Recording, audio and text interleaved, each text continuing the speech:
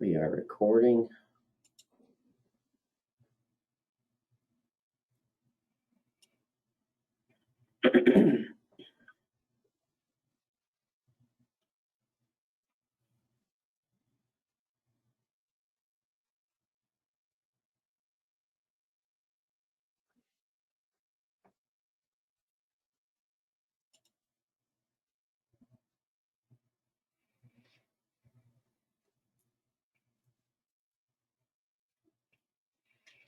All right.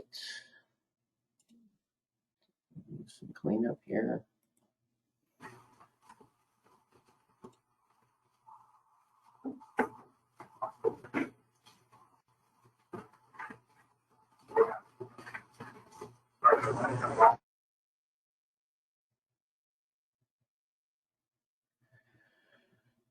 All right, there is welcome everyone. We're getting started here. Just so everyone is aware, there's actually a chat feature that's in this in the GoTo training platform. If you have any questions or anything like along that you want to add throughout the presentation, I'm working off two screens. So we have one screen above. So if I'm looking up and not looking at the camera, there's a screen that's above that you'll see or that I see as well. So go ahead and feel free to type in your questions into the chat feature that's down there. Real big thanks to everybody who's coming, who has signed up, as well as for all the ones that we will email this out. This is really an important part of effective operations, especially at some of the properties that we manage through OneSource Management. That's there, and we're going to give you some tried and true solutions to be able to help your team engage a little bit more, and then ultimately be able to serve your community, your HOA, as well as your club that's there. So really, what things that we're going to be discussing is one is how do you go about doing it? How do you engage your associates to deliver the best experience and the best performance for your homeowners, your homeowners association, as well as if you have a club that's within that HOA that's there. What does it mean? What does a more engaged team do for the overall performance? And you'll see some of the things some of the stats that we have and we manage at several of the properties that we manage. And then really, how does an engaged team help the board do their role even more? How can they support the board to do their role and really take care of, to a certain degree, the day-to-day operations, so that the board can stay at a very high level, that they don't have to swoop down and like what we talk about all the time, they don't have to worry about the walnuts in the chicken salad recipe that's there. So these are three main things that we're going to be discussing today. So when we look at, we're going to stay right here just for a second, when we look at businesses as a whole, and you look at your business, you look at your homeowners association, and some of the things that we're discussing is where there's a homeowners association as well as a club that's out there. There's multiple parts of operating that particular business, and so how did kind of OneSource come about, and who is OneSource? What is this all about? Well, Associates is the world's largest HOA management firm that's out there. I think we roughly manage 18,000 associations throughout North America. We have branches throughout all up and down throughout the entire United States, from all the way up from Evergreen, that's up in there in the Boston area, down into the Carolinas, IPM that's there in Asheville, North Carolina, HRW, which is in the central part of the Carolinas, CMC, which is in the DC area, down the Associa Gulf Coast, that's down in the Naples, Fort Myers, Tampa, CMP, and Orlando. So we have branches throughout the country. And in that, some of these associations in which we manage have multiple moving parts. There's a club, meaning there's a golf course, there's food and beverage operations, there's pickleball, there's weddings and events that are all in there. And then on top of that, there could be tennis and fitness and pool that's there. And so really what we've done is we've put together two fabulous organizations, two fabulous companies, and we've combined resources and combined and became one source. And for those particular properties that have many multiple amenity structures and revenue drivers, that's where one source really fits the mold. And with that being said, the business, the overall business of those properties really generate significant revenue because more than likely they have significant dues revenue coming through on the HOA side, but then they have a business within a business. They have a golf course, could be 18, 27, 36 holes. That is an actual business with a full robust food and beverage operation that's there, which is also a business with a banquet and catering business. So there's many different expertise that are needed to run communities of that magnitude. And that's what we do. We take care of we keep the bathrooms clean, the golf course clean, and all the while we serve fabulous food and drinks and cocktails and desserts.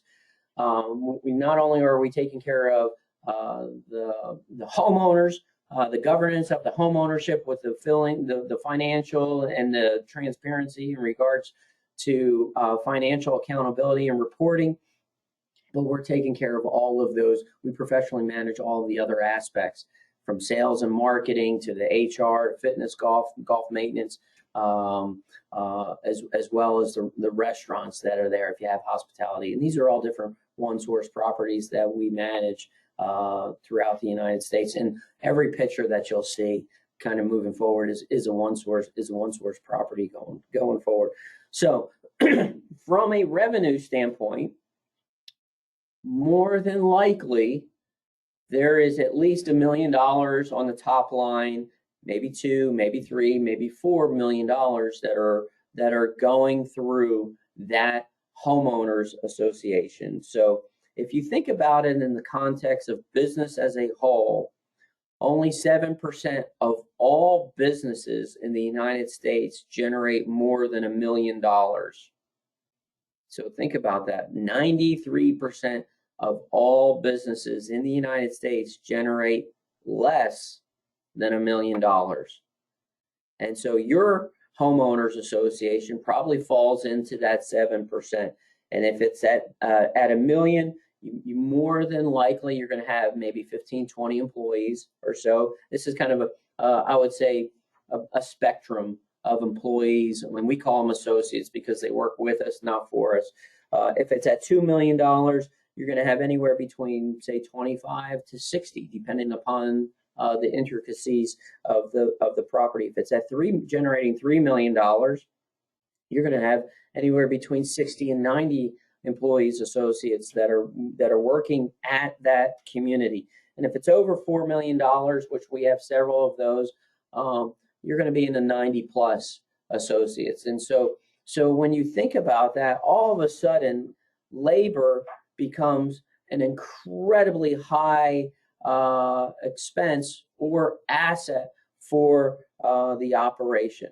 And so we're going to really do a deep dive into how you can get the most out of your associates, and your associates can get the most out of your homeowners association, meaning that, the experience, the employee experience. But my name is Shawn Taylor. I'm the president of One Source Management, partnering with really collectively with Associate. I've came up kind of building golf courses as well as resorts and hospitality, and worked at some fabulous places throughout my career, whether it's Duke University or different resorts, private resorts that are out there. I founded Up to Par Management, and then collectively we became under the Associate brand that's there with One Source. Over the last 11 years, we have numerous homeowners associations and clubs that we manage, as well as hospitality venues and boutique hotels. So I'm very excited to be here with you for the next hour to talk about something that we are extremely passionate about at One Source and Associate and Up to Par. We're very passionate about the employee experience and how that relates to the property performance that's there. And you'll see how it is really intertwined with each other. Employee engagement is about the connection that associates, employees have with their workplace. And in the end, one of the things that we believe in is that engaged employees obviously lead to significantly higher output and significantly higher relationships with all of the homeowners that are there and with all of the team members that are there. So why does engagement matter? There's so many different reasons why engagement matters, and really, I would say if there's probably one thing that is our secret sauce, it really comes down to how we view engagement as a company, how we view engagement. When you have 90, 100 employees, associates at your homeowners association, you have to make sure that your associates are fully engaged. And if they're not fully engaged, what is the management practices that you're implementing to be able to drive that engagement? Because there's so many different metrics that are out there, and you can see this on this graph where there's fewer safety incidents, higher guest scores, homeowner scores, better sales, better customer satisfaction, lower absentee, less shrinkage. And in food and beverage, that's always an issue, but less shrinkage, greater productivity, less turnover throughout the homeowners. So those relationships stay in put with all of the homeowners. So why does engagement matters? It absolutely fuels your performance of your homeowners and of your property that's there. Engagement impacts every person inside your organization. Think about that. Engagement impacts every person within the organization. If a server or a front desk agent or a dishwasher, golf maintenance operator are not engaged and they interact with a homeowner, tell me how that interaction is going to go. How is that going to come back to the homeowner who's actually paying the dues to be in that particular HOA?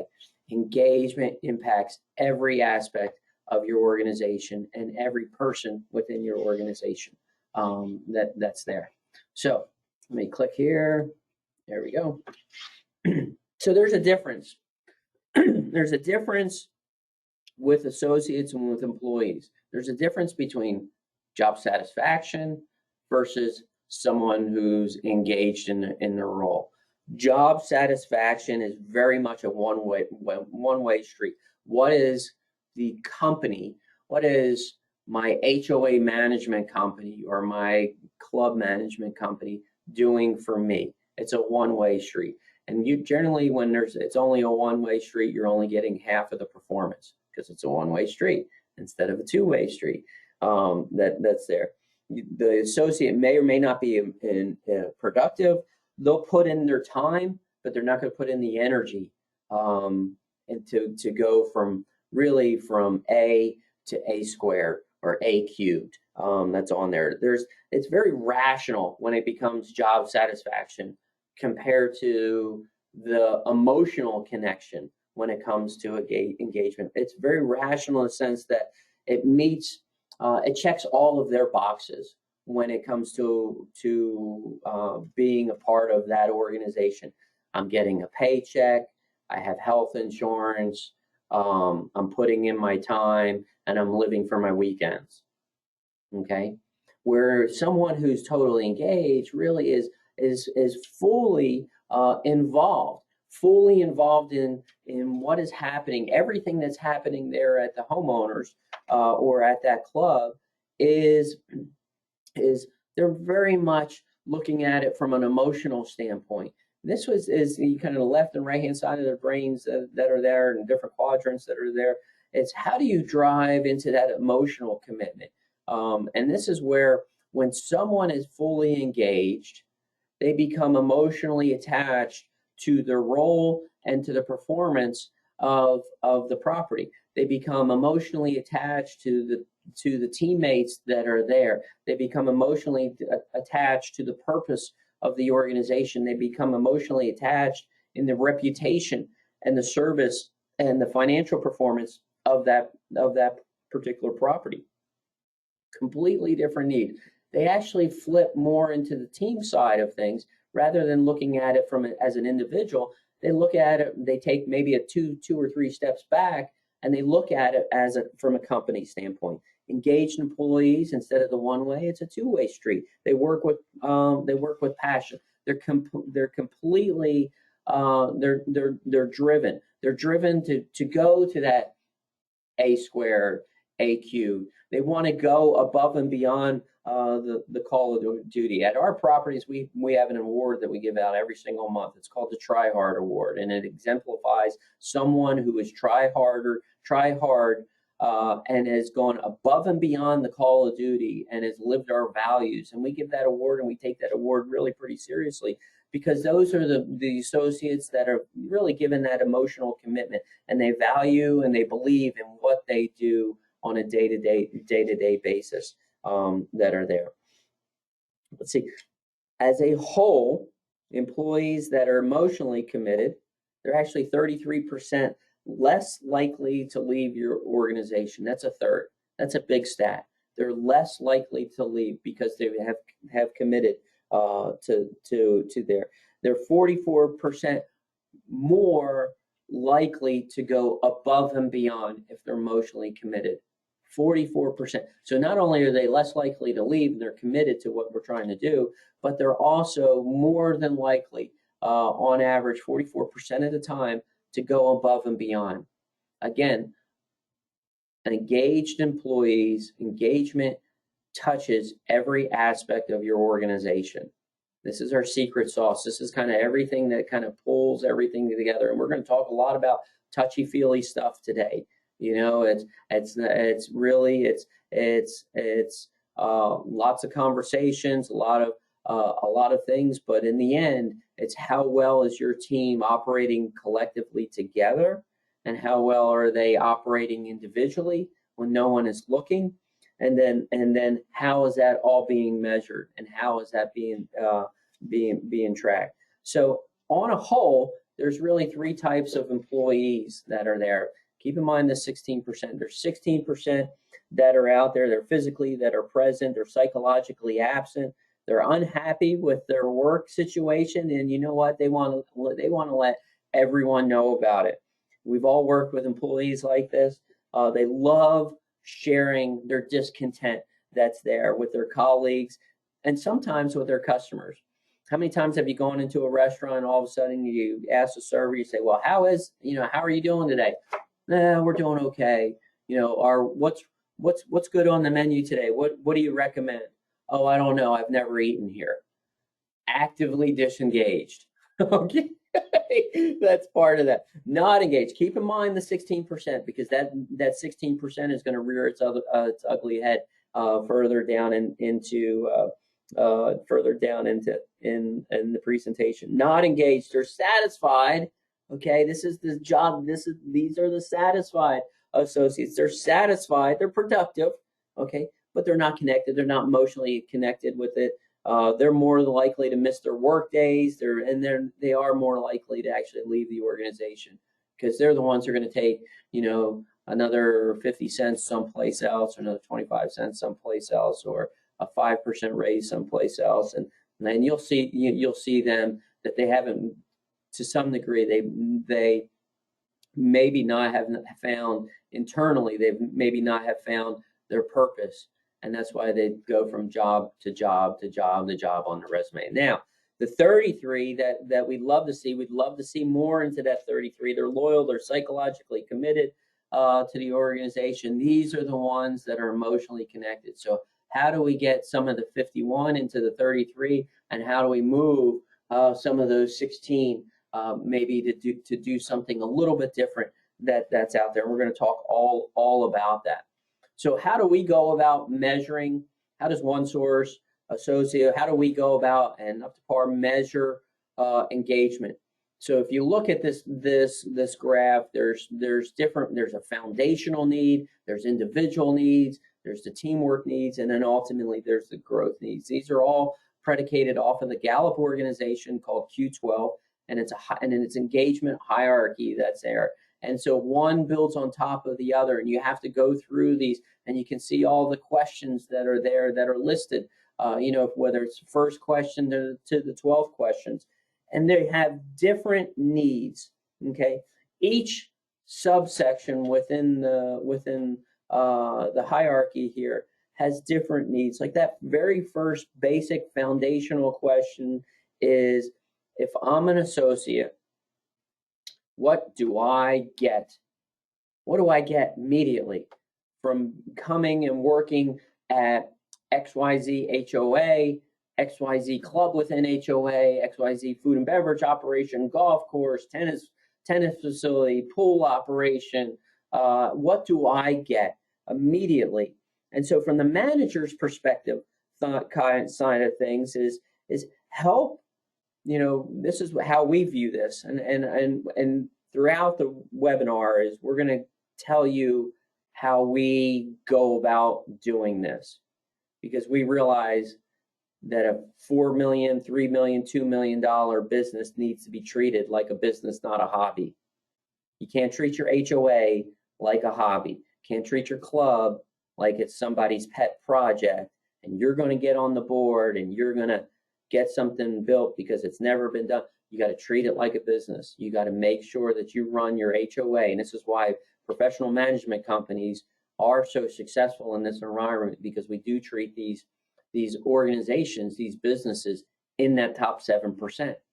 You're in the top 7% of all businesses that are out there. You got to treat it like a business. So in that first tier that's there is help your team. What we do is we help our team fully understand what is expected of them. Right out of the box, we're giving them a job description. We're defining what success looks like. We're going through the materials and equipment so that they have everything that they can do their job work really well. Then you get into the second tier, and this is going to be an overview, and we're going to get into great detail with all 12 of these questions over the next 38 minutes that are here. What do I give as an individual?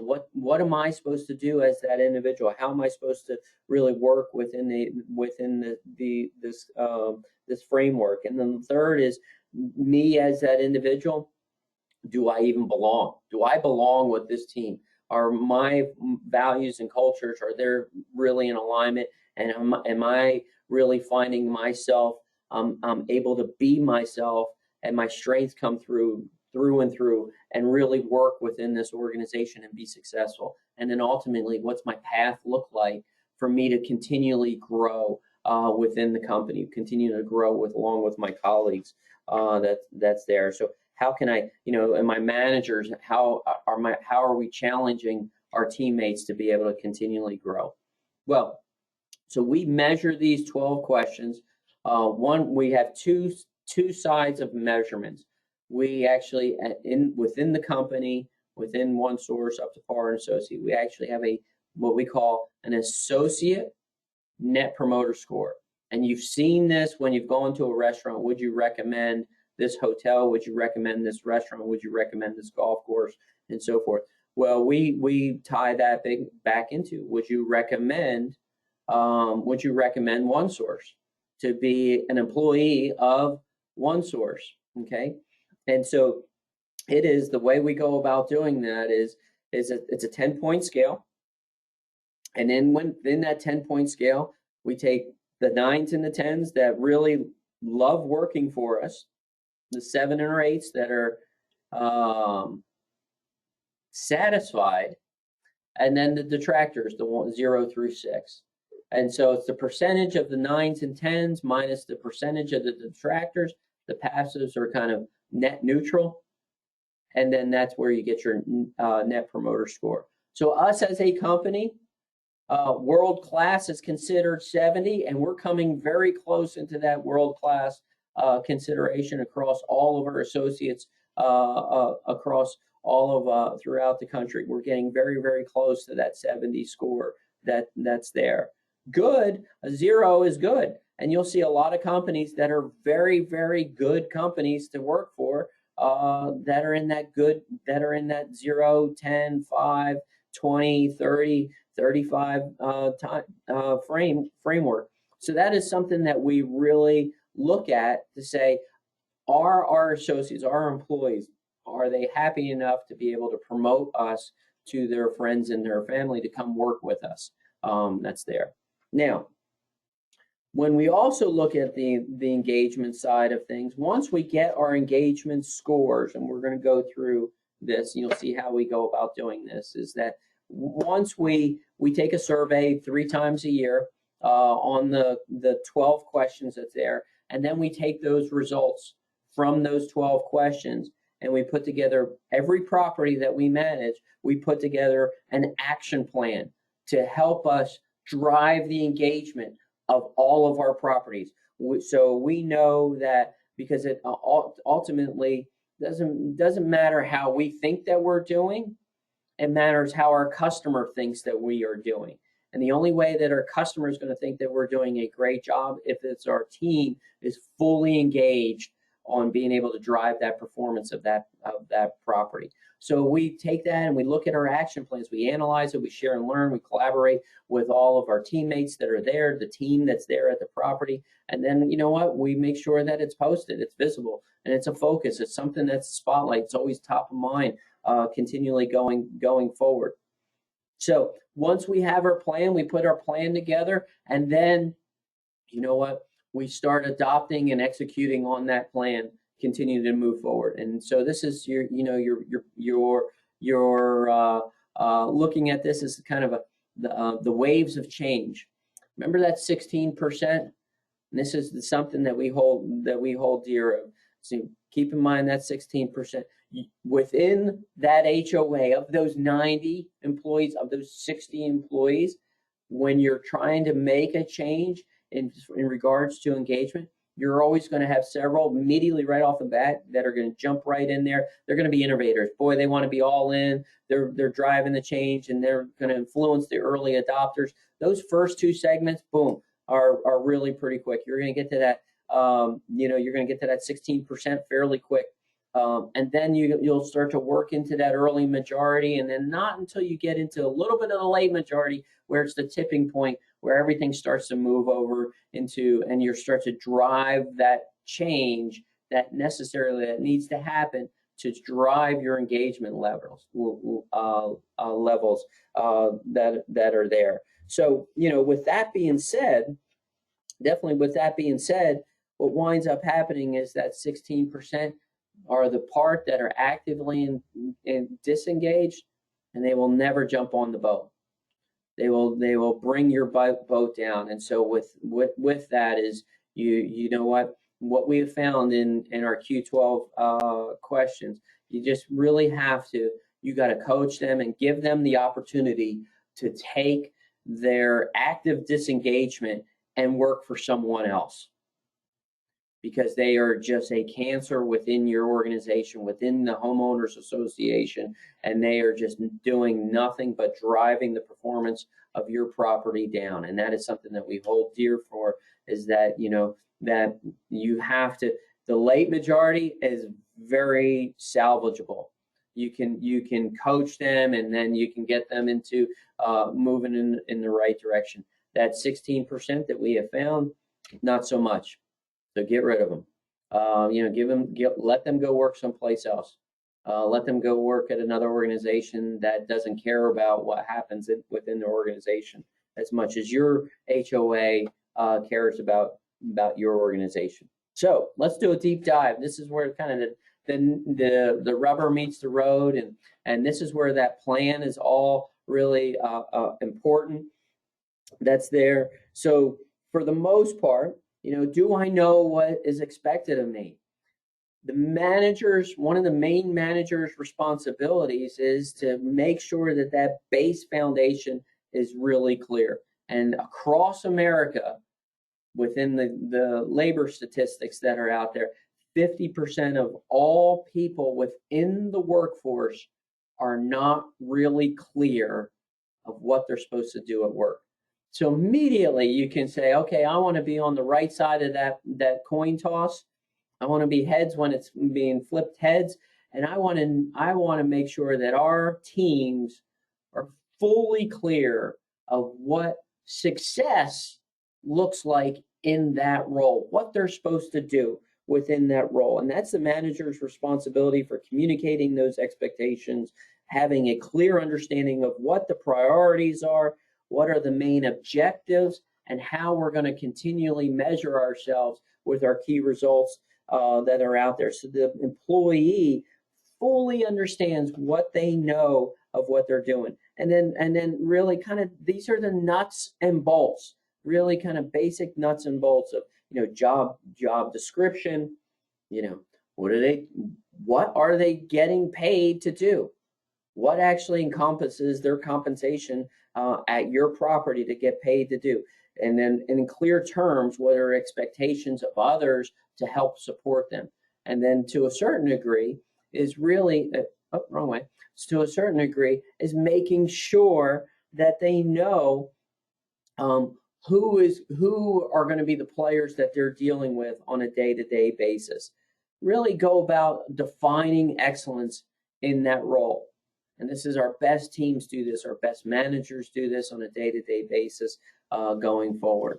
So the second question is you immediately think, do I have the materials and equipment to do my job right? You immediately think like, okay, do I have the right mower? Do I have the right kitchen equipment? Do I have the right banquet equipment? Do I have the right, anything that you need? That's hardware aspects of it, and hopefully you do. Software is really your processes that are very clear and defined. This is why we believe in lean management significantly, because it reduces all of the waste within a process. So your processes are efficient and they're effective, and they're really of great value to the end user, the customer, and then the person who's doing that can do it can repeat those processes because they have been well defined. And so now all of a sudden your errors or defects within doing those processes have become eliminated or reduced significantly. And this is what we call Six Sigma, reduced significantly. That's there. And so that's another aspect of, do I have the right materials and equipment? The third one is, do I have the right people, the right who on my bus? Do I have the necessary people for me to be able to execute my role? What are your service standards?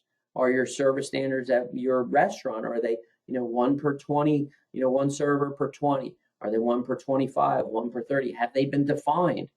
Continually move forward. So the manager is really removing all of those roadblocks to make sure that their teams can operate at the highest and the highest level to be able to deliver the service.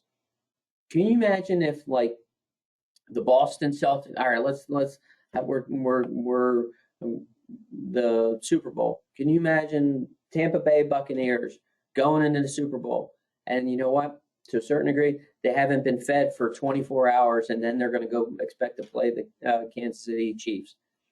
How would that go? Don't know how the Super Bowl is going to go. We'll see this in a couple of weeks, but that's something that, Q2L. Do I have the necessary equipment for me to do my job well? Now, once you have the right who that's there, is you're putting them in a position. Hopefully, you've interviewed them, and you're putting them in a position where they can do their best every single day. You're putting their strengths aligned to the role that they have.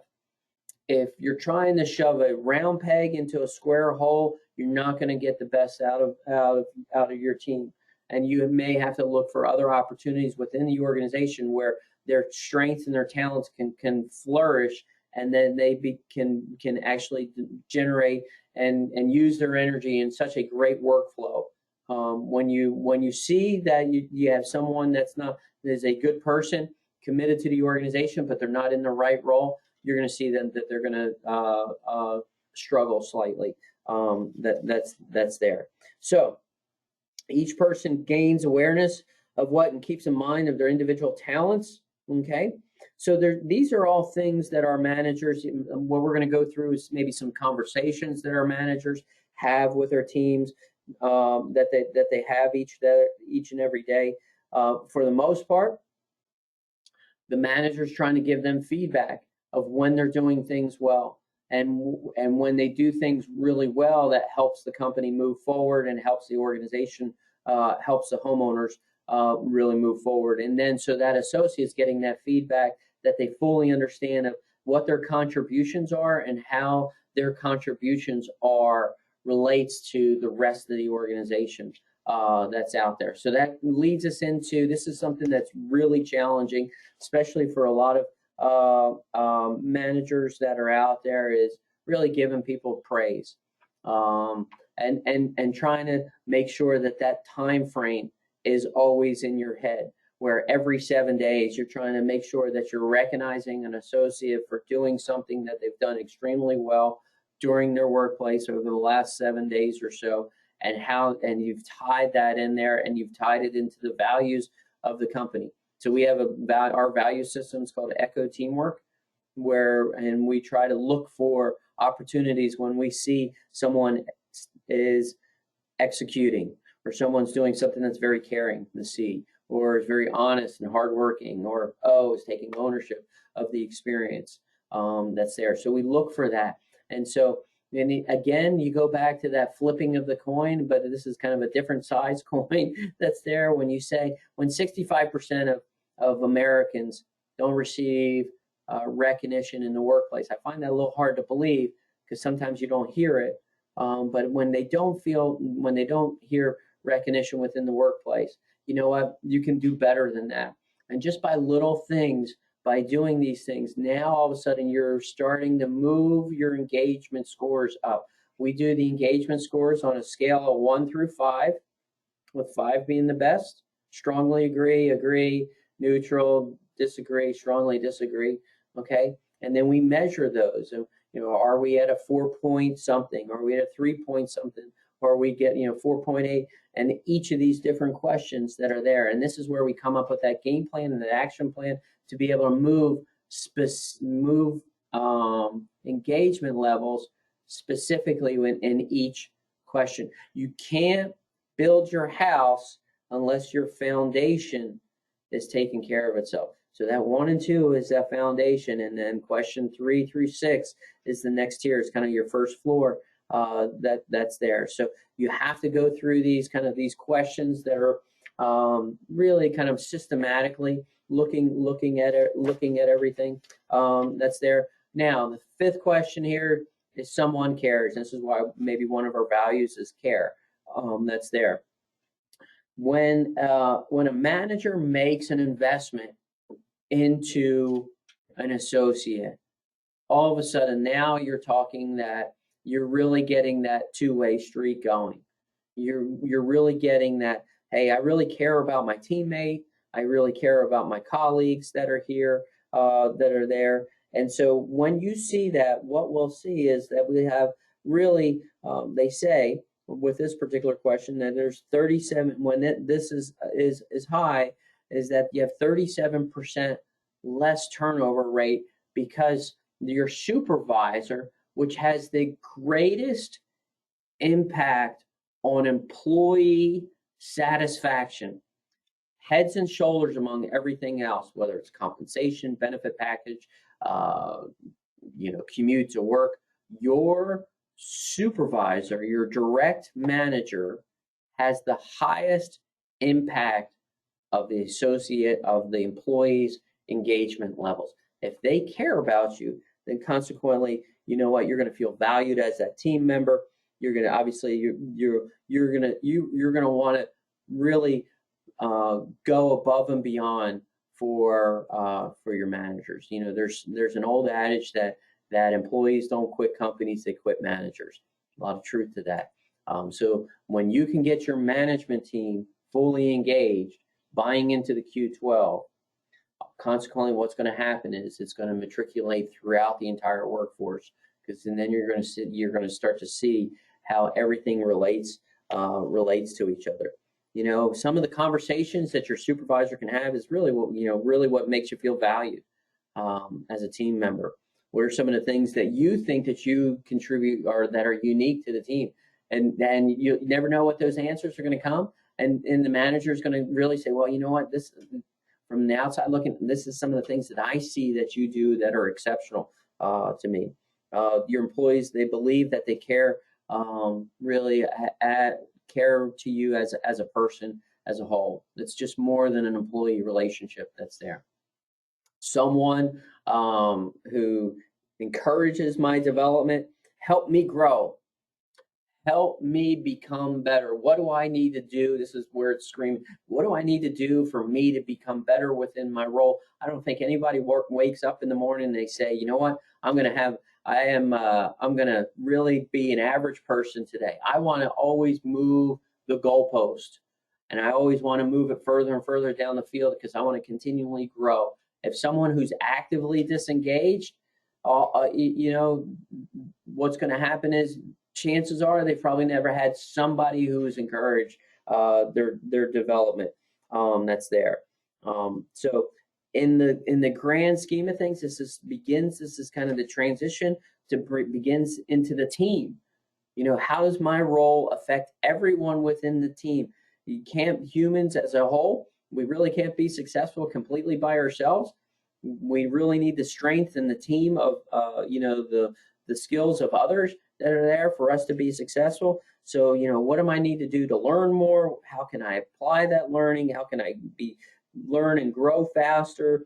And so these are all things that our managers do, not on an annual review, because honestly, the annual review, once you get to the annual review, that's way too late. This is something that is always that's happening. It's more sidebar conversations than anything. It's these quick one-on-one check-ins, 10 5-minute check-ins that are absolutely so important. Now, the other aspects of learning and development is that if you're able to make your organization a club and your property a learning organization, all of our managers go through this Q12 training. This is something that we believe in, that they go through. We have a manager development program, it learns all different aspects of being able to run effective properties financially as well as experientially. And so when you look at this, now all of a sudden you're creating an environment where your team is constantly learning.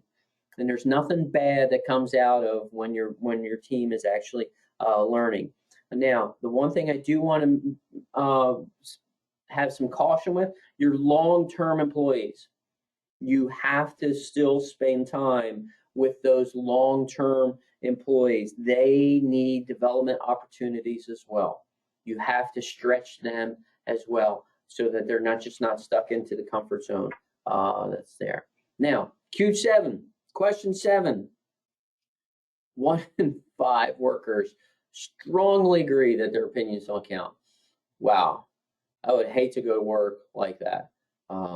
The whole aspect of Q7 is the second question is hear me, listen to me. If someone is silent, when you walk into a meeting and there's no chatter, unless you walk into an Amazon meeting and it's the beginning of the meeting, but if you walk into a meeting and there's no chatter and there's no good dialogue and healthy dialogue that's there, then what's going to happen is that now all of a sudden you're going to have just a bunch of yeses. And we highly encourage the opinions, and we highly encourage people to be honest about their opinions as far as the overall management of a property. And we're listening to the property teams as well as the corporate teams, the marketing, the sales, the HR, to make sure that everyone, no one has all the answers.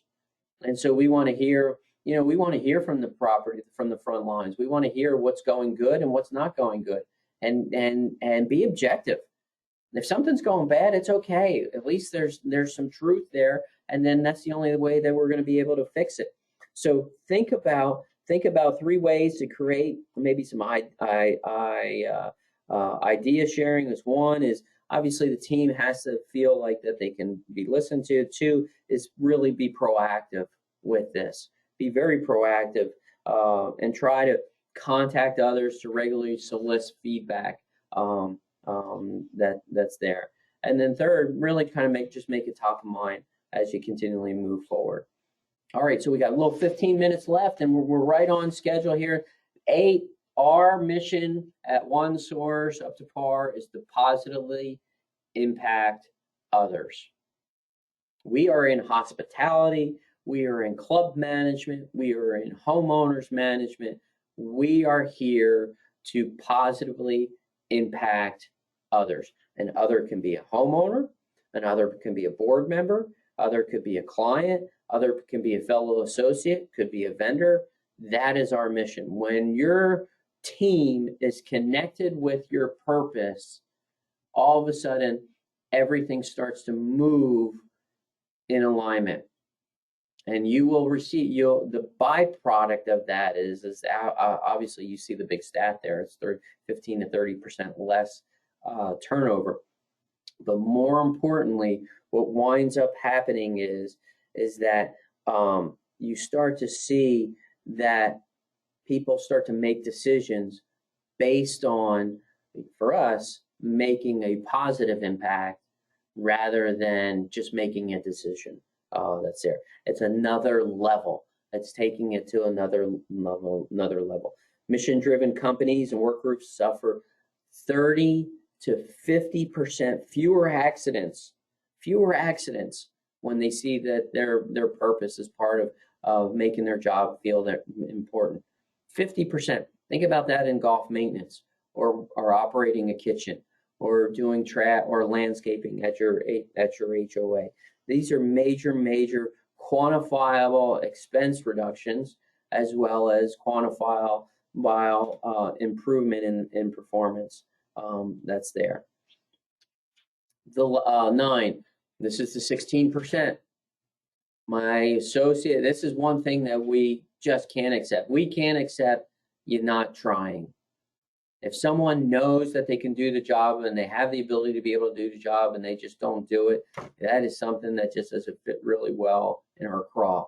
Is when someone, on this 9th question, and you see this, especially with younger workers, it's like when they bring their parents in and this is where I work, they're feeling proud of where they work. Help me feel proud about where I am. Hey, I work at one of our great clubs, is a place outside of DC. It's called Heritage. I work at Heritage Hunt. And people generally that are in our space, they look in there and go, man, that place is run extremely well. Now you guys win award after award after award. Well, and the team that's there really does an outstanding job of producing really high quality work. And they hold each other accountable to be able to do that. And that's to a certain degree. If you're in that 16%, you're not gonna feel proud about that person who is in that 16%. So this is something where we do feel like we try to address that. This is kind of an odd question. Do I have a best friend at work? Best friend, best work friend. I think that's probably a more easier way of clarifying this. Do I have a best work friend? Someone who I trust, but more importantly, someone who I really enjoy working with. Happy workers translate into happy customers, which translate into happy homeowners that are there. And if I am in a very good mood, it will translate into the performance of what I'm doing. And more often than not, will go above and beyond the call on duty. Not only will you engage with your customers as well as your internal partner stuff, more often than not, you're going to get the job done quicker, and you're going to even do it better because you're working to get together and you're going to have fun on the job, and your engagement level is going to be going up through the roof. so do your employees trust each other? Does your team work really well to each other? And then ultimately, if they have somebody that they're really close with at work, it's hard. It gets into that emotional side of things. You're emotionally connected with your group. You're emotionally tied with it. You really become passionate because the people that you're with on a day-to-day basis that you really enjoy. In the last 6 months, has somebody talked to me about my progress, helped me review my contributions that I've made. We are big believers in just the check-ins, these very quick check-ins. How you doing? How things going? Is there anything that you need from me? Is there anything that you need from me as your manager to help you do your job even better than what you're doing? Are is everything crystal clear on where you need to go and how you need to go about doing it? What can I do to help you? Very crystal clear. And then obviously giving them feedback on, hey, you did X, Y, and Z, great. You put together a proposal. It was absolutely fantastic. Really love it. Thanks for all your work with that. Keep it up. So, when you're checking in with your associates on a day-to-day basis, it doesn't become something that's really a milestone where, oh, here's the annual review, or here's this, the biannual review of things. You really want to have that daily pulse that's there. Now, the last thing is give me an opportunity to grow. And within this, I think this is a benefit. This is a significant benefit for professional management companies compared to a self-managed property, is that a professional management company will have opportunities for all associates to learn more, no question about it. There is no question about that. And to grow within the organization and to take on greater responsibility or learn more about their existing craft if that's where they want to be. The challenge with a self-managed organization is that your boards change constantly, and then by your boards changing all the time, your directives are changing all the time. There's not a unified vision of where that company needs to take their associates. Usually, it's all about what can our associates do for us, rather than what can the company do for the associates, and then ultimately what the associates will do for the company. And so, professional management companies like us, we have a management development program. And in that program, we help our managers become better leaders. All of our management teams become Lean Management Six Sigma certified, white belt certified. And the reason by that is so that they continue to learn, so they can learn their craft even more. And when they do that, the byproduct is the properties that they're managing become more profitable. And so for us, this is an important part. It's the icing that's on, it's the cherry that's right on the top when it comes to employee engagement, is providing that learning environment for your team to grow and to see that there's some upward mobility within the organization. Nothing worse than seeing a glass ceiling. All of a sudden you're hit on top of a glass ceiling that's there. So several things several books for our teams that we encourage our teams to read, because these are kind of the three things that first, and they're all published by the Gallup organization, which is probably one of the largest employee organizations that pulls all of the data points together about the great stats that we had there. First is break all the rules. Second is the 12 elements of great management. And the third one is it's the manager, and it talks about how important and impactful that manager is. That's there. Those things that are available. If in a whole, engagement is very hard work. It just doesn't go away. It's something that has to be very always top of mind, and you have to look at the teams that's there. They're either an asset on your balance sheet, or they're a liability, and it's up to you to determine where they fall on your particular balance sheet. And the best properties and the best performing properties understand that talent is incredible, and incredible in the sense of how it can get your property to perform at a significantly higher level than where it is. Coaches, while they are impactful for to win championships, in the end, players win championships. And how well your team performs is how well that you're setting your team up for success. And your organization, if you're a self-managed organization, you got to say, wow, this is all new. What are we doing? I mean, I didn't even, we really don't even think about, we have 80 employees that are here at our HOA. What are we doing to make sure that they're operating? What is my management company doing to be able to do that? Because your property's performance is directly tied into the employees' engagements that's there. If you would like us to kind of maybe even do some just straight consulting for your HOA and your club, feel free to reach out to me to be able to do that. We would happy to come in and at least maybe do an analysis of how well your teams are working. Be surprised maybe some of the feedback that you might get from everybody, and or if you feel like, hey, my property is not performing at the level where it needs to be, either maybe the product that you're putting out on a day-to-day basis, your golf course, the food that's coming out of your kitchen, the performance out of your financials, whether or not projects and violations are being accounted for in a timely fashion. If those things are not happening at your property, or maybe it's the overall financial performance of your property where it's not where it needs to be, or lastly, you look at your team and they're not very engaged, give us a call. This is what we do for a living.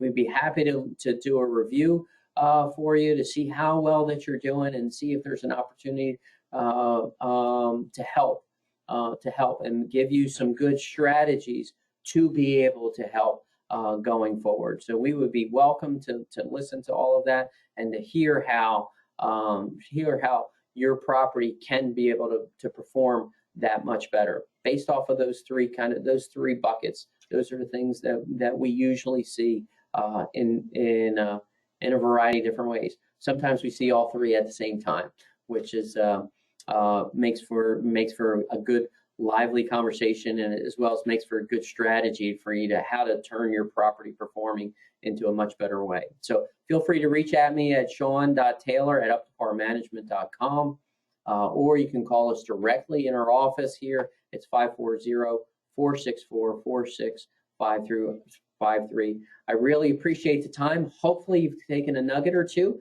that you can take back out to your property, and I look forward to either talking to you in the future and learning more about your properties. Thank you.